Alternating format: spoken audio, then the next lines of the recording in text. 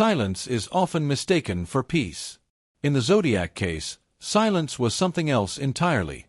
It was not closure. It was not resolution. It was absence. And absence, when paired with unanswered violence, becomes its own kind of terror. By the early 1970s, the killings had stopped. At least, the confirmed ones had. No more lovers' lanes. No more daylight attacks. No more blood-stained proof mailed to newspapers. But the Zodiac had not vanished. He had simply changed shape. After the final confirmed murder, letters continued to arrive, but they were different. Less precise. More erratic. Some claimed responsibility for crimes that could never be verified. Others referenced old murders, as if the writer were replaying memories instead of creating new ones. The confidence was still there. But something else had crept in. Anxiety. He complained more. Ranted more. Repeated himself. He seemed obsessed with one thing above all else. Being remembered. This was not the voice of a man in control. This was the voice of someone afraid of becoming irrelevant. At some point, the Zodiac stopped being a killer and became a concept. People talked about him even when he was silent. Books were written. Theories multiplied. And this created a problem for the person behind the letters. Because when a myth grows larger than its creator, control is lost. Some investigators believe this is why the Zodiac stopped killing. Not because he felt guilt. Not because he feared capture. But because the act itself was no longer necessary. The legend had taken on a life of its own. Why stop? Serial killers rarely do. They escalate. They repeat. They spiral. But Zodiac didn't follow the pattern. There are only a few explanations that make sense. Either he was arrested for something else. Or he died. Or he moved away. Or, most unsettling of all, he chose to stop.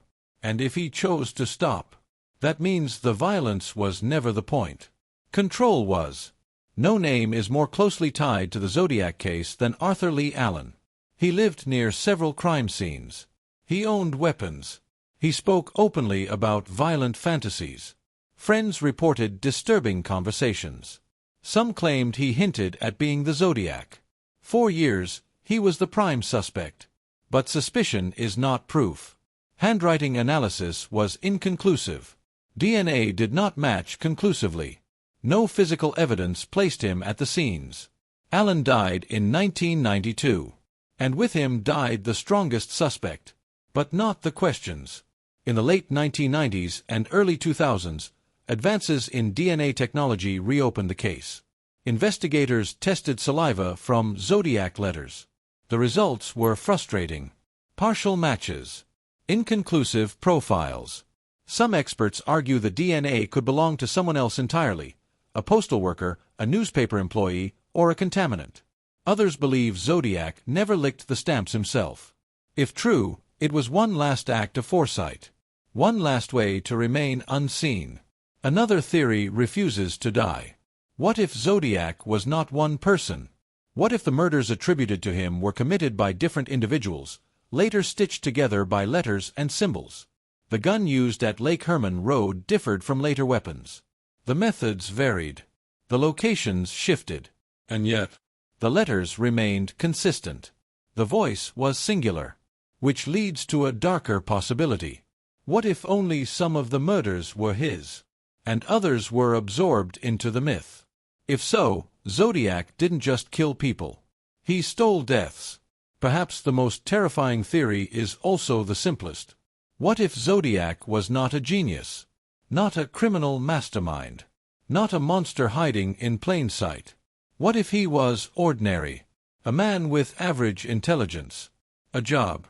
A routine? Someone who discovered, by accident or curiosity, that fear could be manufactured. That mystery could outlive violence. That by withholding answers, he could hurt more people than any weapon ever could. Because ordinary men don't look suspicious. And ordinary men disappear easily. The Zodiac understood something early. Fear spreads faster when amplified. Newspapers printed his letters.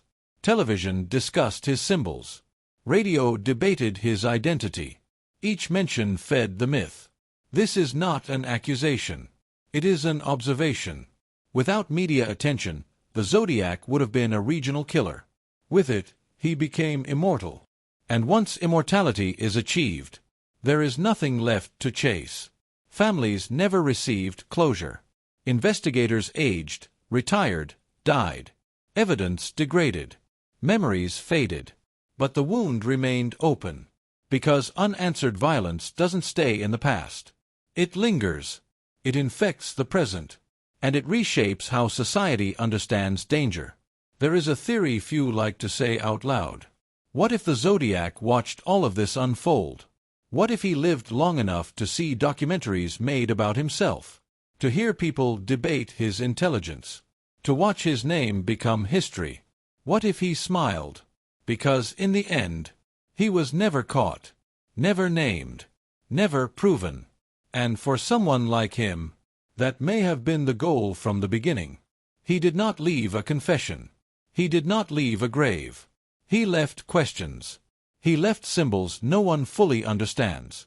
He left a lesson the world is still uncomfortable learning. That mystery can be more powerful than truth. That silence can be louder than violence. And that sometimes, the most terrifying stories are the ones that never end. The Zodiac Killer remains unidentified.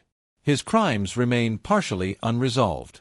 And his voice, whether from letters, symbols, or memory, still echoes. Not because he keeps speaking, but because we never answered him. And perhaps, that was exactly how he planned it.